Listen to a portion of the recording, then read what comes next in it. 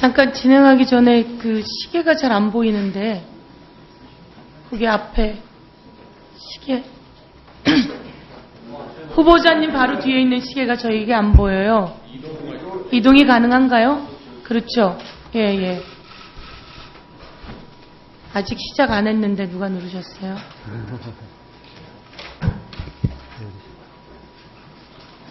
예. 서울 중랑 갑 법 없이도 사는 서민의 동네 국회의원 서영교입니다. 우선 대법관 후보자로 추천되신 것에 대해서 축하의 말씀을 드립니다. 대법관 다양성이 필요하다고 이야기하시고 계시죠? 네, 그렇습니다. 예. 그러면 이번에도 좀 이번에만큼은 대법관 다양성 이야기가 많이 나오는데 우리 후보자께서 법이란 소수와 약자를 보호하기 위해 있는 것이다 라고 했으면 좀 그렇게 살아온 분으로 대법관을 하면 좋겠다 이런 생각이 들었는데 또 이번에도 어김없이 제가 한번 질문하겠습니다. 어디 사시나요? 강남구 도곡동에 살고 있습니다. 파워포인트 넘겨주세요. 강남구 도곡동 타워팰리스. 네. 그렇죠? 네. 예. 그리고 학교는 어디 나오셨나요? 대학교는 서울대학교 졸업했습니다. 서울대. 네. 재산은 19억. 병역은? 병역은 제가 고도근시로 면제받았습니다. 병역은 고도근시로 면제받았는데 언론에 나오는 거에 의하면 그 근시에 대한 뚜렷한 자료가 지금 없다. 이런 것들도 좀 안타까워요. 그래서 만약에 대법관 후보자께서 전 이렇게 고도근시입니다. 라고 좀 더 자료를 적극적으로 내놓는다면 논란이 정리될 수 있을 텐데. 그 당시 제가 병사형 진단서를 신체검사 현장에 제출했기 때문에 그 문서가 병무청에 남아있으리라고 그렇게 기대를 합니다. 병무청에는 자료가 없다고 하고 네. 그래서 논란이 되니까 이럴 때는 적극적으로 찾아서 제시하는 것이 저는 대법관 후보자의 자세가 아닌가 이렇게 생각합니다. 가만히 앉아서 너희가 찾아봐라가 아니라 제가 질의를 하고 싶은 건 그겁니다. 왜 하필 이번 대법관께서도 또 병역이 면제였을까?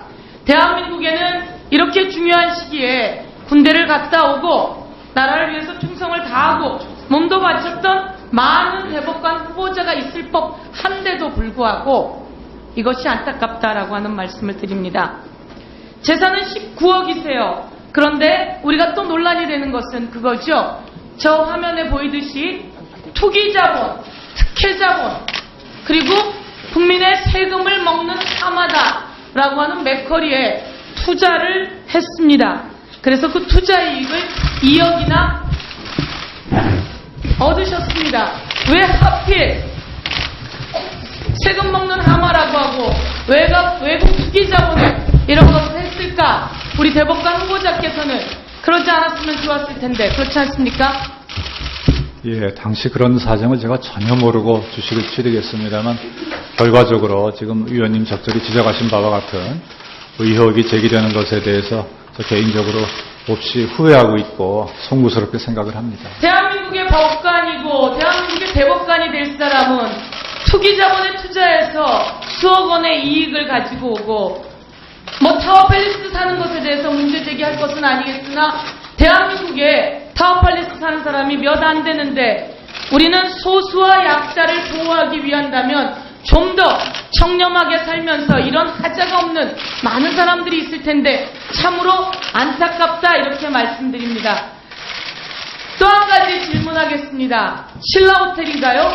반지에 헬스권이 있다고 하셨는데 부부 헬스권이 5,600만 원이라고 해요. 1년의 사용료는 300만 원이 넘고 이런 조건에서 소수와 약자가 눈에 들어올까? 가슴이 아픕니다. 그리고 한 가지 더 질의할게요. 이런 와중에 왜 학자금 무이자 대출을 신청하셨어요? 네, 그 당시 제가 깊이 생각하지 못하고 단순히 대출 조건에 맞는다는 생각만으로 했는데 지금 몹시 후회하고 있습니다. 예. 자, 후회를 하면 세상도 바꿔야 합니다. 대한민국의 대학생들은 학자금 대출을 받으면 무이자가 아니라 5%의 이자를 내야 합니다. 대학을 졸업함과 동시에 신용불량자로 전락을 합니다.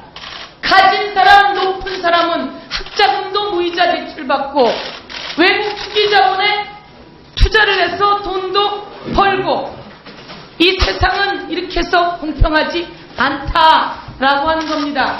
왜 다양성을 이야기하는지 제가 또 묻겠습니다. 다음 넘겨봐 주세요. 대법관으로 퇴임을 했더니 5개월 동안 수임료가 16억인 분이 계셨어요. 대한민국의 국무총리를 하시려고 했는데 스스로 사퇴를 했습니다. 대법관을 퇴임하고 나면 월 수익이 3억 원 이상이랍니다. 이 세상, 이게 공평한 세상일까요? 대한변협에서 이야기를 합니다. 대법관을 퇴임한 이후에 변호사를 하시겠냐고. 대한민국의 대법관은 바로 다음을 위한 투자인가요? 아니면 대한민국의 소수와 약자를 대변해줄 기관인가요? 다음 하나 더 넘겨보겠습니다. 이따가 이야기를 했지만 우리는 대한민국에 다 알고 있습니다. 대법관이 수임을 하진 않지만 도장 하나 찍으면 얼마라 그러지요? 3천만 원이라고 합니다. 도장 하나 찍는데. 자, 바꿔야 할 게 많지요, 대법관 후보자님. 예, 법조를 둘러싸고 부정적인 현실이 있다는 것은 저도 잘 알고 있습니다. 하나만 더 넘겨주세요. 황산 테러 당한 태완이가 있었습니다. 황산의 테러를 당해서 태완이는 범인을 지목하고 죽어갔는데 경찰도 범인을 잡아주지 못했고 검찰도 범인을 잡아주지 못했고 대법원은 항고를 기각했습니다. 잘 봐주십시오. 2015년 6월 17일 태완이가 계기가 되어서 살인죄 공소시효 폐지가 논의되고 있었습니다.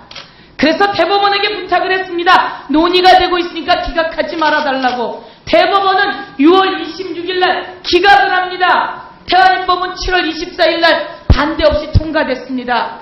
과연 대법관들은 소수와 약자에게 눈이 가 있는가? 왜 가슴속에 따뜻함이 없는가? 자, 여기에 대해서 우리 대법관 후보자는 한번 답변을 해보십시오. 예, 법원이나 법조 현실에 대해서 여러 부정적인 좋은 지적을 해주셨습니다. 저도 충분히 그 지적에 대해 앞으로 유념하고 더욱 소수자와 약자 배려에 충실한 그러한 법원의 재판이 이루어지도록 저희가 할 수 있는 한 충분한 노력을 다하겠습니다.